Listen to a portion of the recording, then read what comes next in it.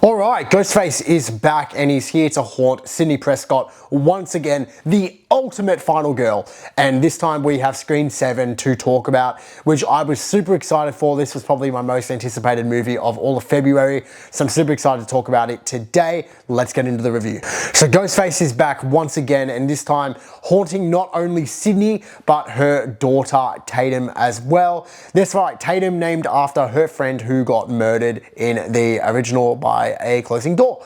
So that's definitely something which was an interesting choice for the name of her daughter. Nevertheless, we continue, and this time Tatum is going to be haunted by flashbacks of a potential reintroduction from Stu, who may or may not be back. He may or may not be haunting this family, we don't know. So in the movie, we may play with this idea that Stu may have returned. It may not be him, it may be him, there may be something else going on which is larger.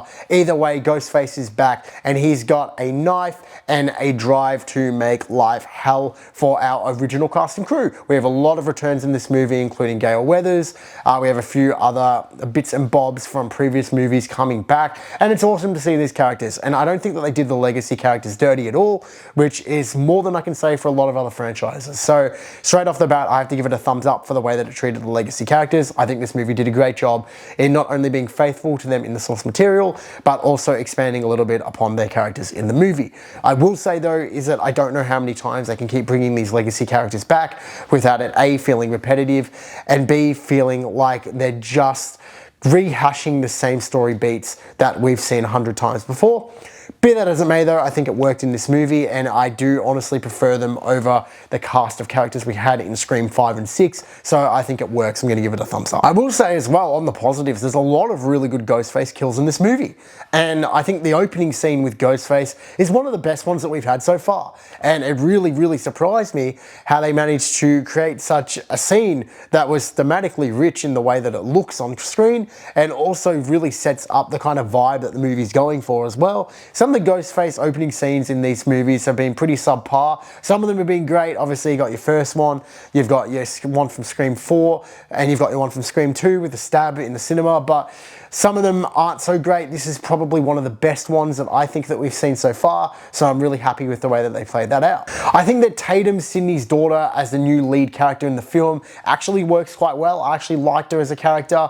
I didn't really have any problems with the way that they portrayed her. She probably could have been written to be a bit better, to be honest. She's a bit whiny in some scenes, and I understand that's kind of the teenage girl aspect that they're trying to ride around and make her bounce back and forth with Neve Campbell's character, Sidney, when they're disagreeing on the best way to go about things. But she does get a little bit whiny from time to time. But in terms of what her character actually does in the movie, I don't really have any complaints with it. I feel like her character acted pretty accordingly in most situations. So I'm going to give her a thumbs up in the way that she was written as well.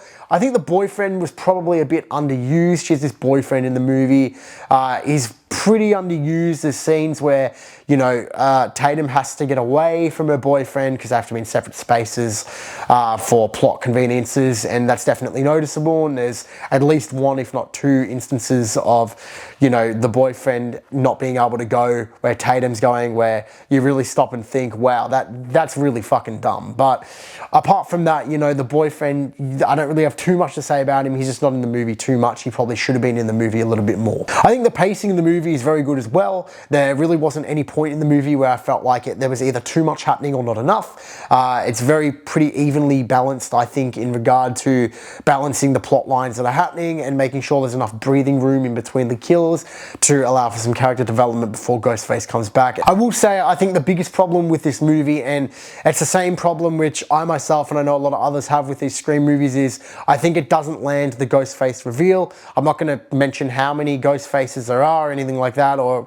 you know, gender or anything like that, but I just don't think that it lands the reveal in this movie. I know that a lot of Ghostface in the past have been fairly questionable. You know, the first Ghostface reveal in the original Scream was so impactful and so meaningful for the right reasons and the way that movie was written, and I think that it's lost that over time and it's really struggled to regain its form in actually trying to draw the thin line in between predictability, which I know they don't want something predictable, but also making sure that Ghostface is written to have an emotional impact on the audience when they're revealed.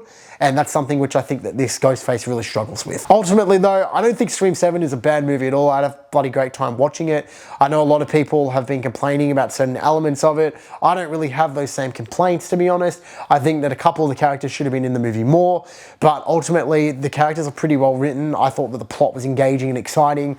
I just don't think they stuck the landing with Ghostface, but there's some real good scenes in the movie. I don't think you can have a really bad time watching it, to be honest. I'm happy to give Scream 7, honestly, an 8 out of 10. I had a lot of fun watching it. I don't think that it's really going to be one of the weaker entries in the franchise.